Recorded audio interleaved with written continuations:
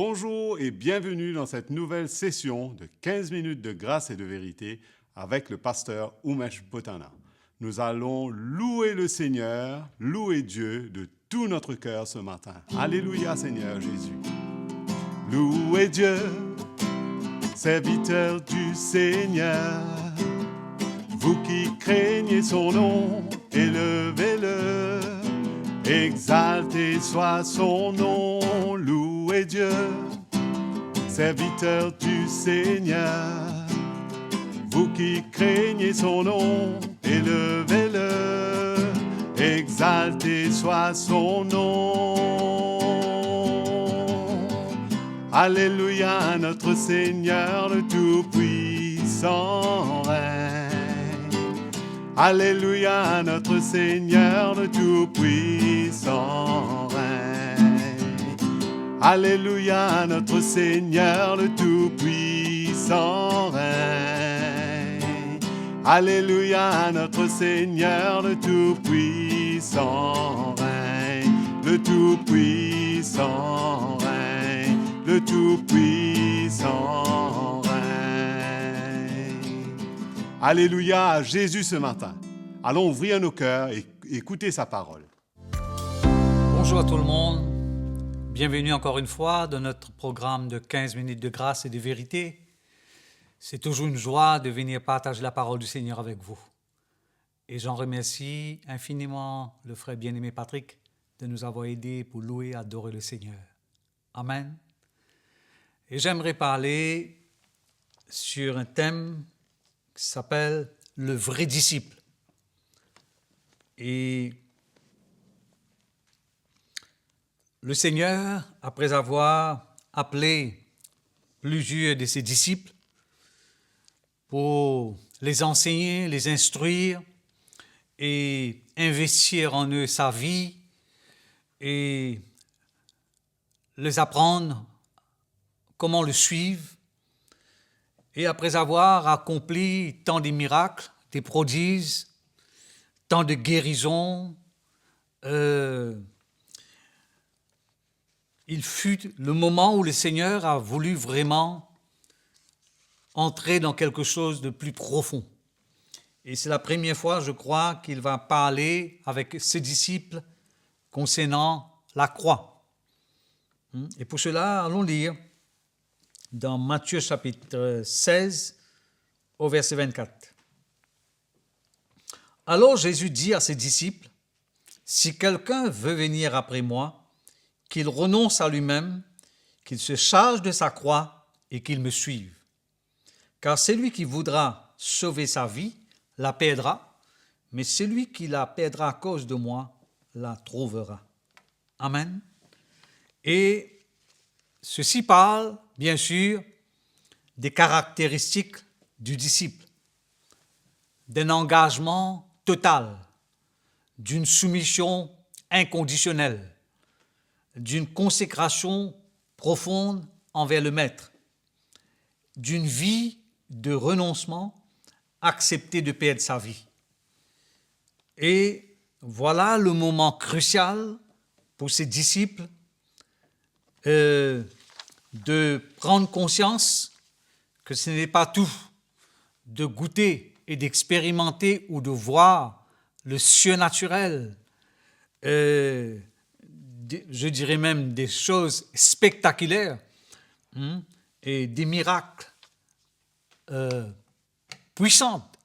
Mais ce moment tant attendu est arrivé où le Seigneur va leur parler de la croix, surtout de sa mort à la croix de Golgotha. Comment il ne voulait pas, le Seigneur ne voulait pas que ses disciples se contentaient de voir les miracles, de s'arrêter aux miracles, mais de les emmener dans une plus grande intimité avec lui, de perdre sa vie, de livrer sa vie et de suivre le Seigneur. Et allons lire aussi dans Luc, chapitre 14, au verset 25. Là, ça va être le moment où des grandes foules va faire route avec le Seigneur. Donc, des grandes foules faisaient route avec Jésus. Il se retourna et leur dit, c'est le Seigneur qui parle, au verset 26, bien sûr, « Si quelqu'un vient à moi, et s'il ne hait pas son père, sa mère, sa femme, ses enfants, ses frères, ses sœurs, et même sa propre vie, il ne peut être mon disciple. Et quiconque ne porte pas sa croix et ne me suit pas, ne peut être mon disciple. » Donc, nous voyons encore une fois comment le Seigneur met l'accent et l'emphase et souligne haut et fort ce que veut dire un disciple. Et nous tous, nous le savons, un disciple, c'est comme un élève, un apprenti, quelqu'un qui apprend, quelqu'un qui suit de près et qui a un profond désir vraiment de devenir, de ressembler plutôt le maître. C'est ça ma définition, la définition, je crois, je suis persuadé, dans le contexte que le Seigneur parle, pour être son disciple, pour être qualifié d'être son disciple. C'est un acte volontaire de perdre sa vie, un abandon total de son être au pied du Seigneur. Et nous allons voir dans quelques lignes qui suivent, les versets qui suivent, le coût de cet engagement avant de le suivre. Et comme quoi le Seigneur ne pèse pas ses mots et il veut frapper fort en disant que de le suivre, il faut désespérément comprendre le coût, le prix à payer pour le suivre. Il n'y a pas de demi-chrétien, de demi-disciple. Et le Seigneur parle très clairement que si on veut le suivre, si quelqu'un vient à moi, dit le Seigneur, il ne faut pas prendre cela à la lettre. Car la parole de Dieu nous dit clairement que la lettre tue, mais l'esprit vivifie. Quand il parle de haïr père, mère, frère, sœur, il parle comment ces êtres si chers à nous ne peuvent pas prendre la place du Seigneur. Comme quelque part il est dit dans Jean, l'évangile de Jean, le plus grand, le premier des commandements, tu aimeras le Seigneur, ton Dieu, de tout ton cœur, de toute ta force, de toutes tes pensées. Et le second, bien sûr, tu aimeras ton prochain comme toi-même. Mais le plus grand, le premier, c'est d'aimer le Seigneur. Et pour cela, le Seigneur met l'accent, met l'emphase d'un abandon, d'une livraison de sa vie, de perdre sa vie. Parce que tous ceux qui suivaient le Seigneur, cette grande foule, j'en suis certain, persuadé même, convaincu, qu'ils suivaient le Seigneur, la foule suivait le Seigneur pour des miracles qu'ils voyaient, la multiplication des pains, la multiplication de poissons, mais les vrais disciples qui désiraient suivre le Seigneur, ce n'est certainement pas à cause de ces choses-là. C'est parce qu'on aime le Seigneur, c'est parce qu'on veut se soumettre à lui, c'est qu'on veut l'obéir et s'abandonner à lui. Au fait, au verset 28, la suite de ces versets, il dit « Car lequel de vous, s'il veut bâtir une tour, ne s'assit d'abord pour calculer la dépense et voir pour la terminer. De peur qu'après avoir posé les fondements, il ne puisse l'achever et que tous ceux qui le verront ne se mettent à le railler. En disant, cet homme a commencé à bâtir, il n'a pu achever. » Donc, quand on parle construction, on parle aussi le coût de cette construction. Quelqu'un qui veut bâtir une maison, il faut d'abord s'asseoir et calculer le coût de cette construction. Et c'est dans cette perspective que le Seigneur est en train de parler également. Pour être son disciple, il y a un coût. il y a un prix à payer. Et parce que après avoir, il dit que cet homme a commencé sa construction, s'il ne peut pas la terminer, comment les autres vont se moquer de lui, disant qu'il a commencé et qu'il n'a pas pu terminer. Et deuxièmement, il nous parle au verset 31, où quel roi, s'il va faire la guerre à un autre roi, ne s'assied d'abord pour examiner s'il peut, avec 10 000 hommes, marcher à la rencontre de celui qui vient l'attaquer avec 20 000. S'il ne le peut, tandis que cet autre roi est encore loin, il lui envoie une ambassade pour demander la paix.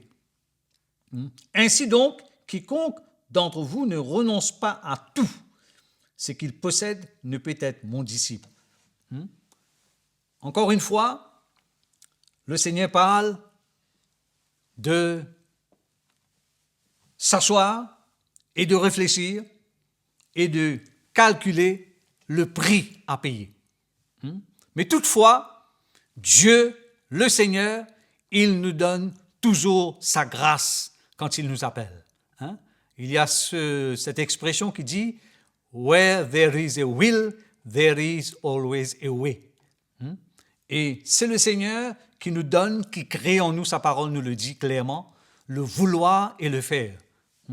Il n'a jamais été le cas de suivre le Seigneur sans que le Seigneur lui-même nous équipe et nous donne la force nécessaire afin de pouvoir le suivre.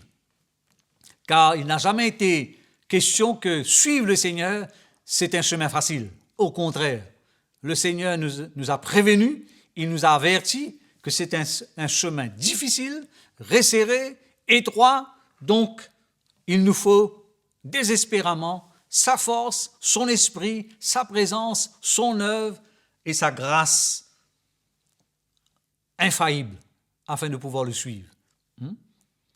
Donc, le vrai disciple, c'est celui qui est prêt à donner sa vie, livrer sa vie, et il ne faut pas oublier aussi que le Seigneur nous appelle et nous dit que nous sommes le sel de la terre. Et c'est-à-dire que nous sommes appelés à donner goût aux autres. Il est dit dans la parole du Seigneur que si le sel perd sa faveur, avec quoi l'assaisonneront-on encore? Il ne lui reste qu'à être jeté au sol et être foulé aux pieds des hommes. Et il parle aussi que nous sommes appelés à être comme une lumière dans ce monde, afin que nous puissions briller dans ce monde ténébreuse. Et toutes ces choses que le Seigneur fait mention, c'est alors que nous sommes prêts à prendre notre croix et à le suivre. Personne ne peut prendre notre croix à notre place. Chacun se charge de sa croix. Comme le Seigneur l'a dit clairement, il a dit que si quelqu'un veut être mon disciple, qu'il se charge de sa croix, qu'il se renie lui-même et qu'il me suit chaque jour. Amen. Que le Seigneur nous aide, que le Seigneur nous donne sa grâce à devenir un vrai disciple pour lui. Amen. Le Seigneur vous bénisse et on se retrouve très bientôt. Nous sommes arrivés à la fin de cette session de 15 minutes de grâce et de vérité avec le pasteur Umesh Potana. Nous avons été grandement encouragés et éclairés par la parole de Dieu. Abonnez-vous à notre chaîne CTMI et aussi aimez et partagez ce programme à tous ceux que vous connaissez. Si vous avez des questions, des commentaires, contactez-nous à l'adresse affichée sur votre écran et nous reviendrons vers vous. Que le Seigneur vous bénisse. À bientôt.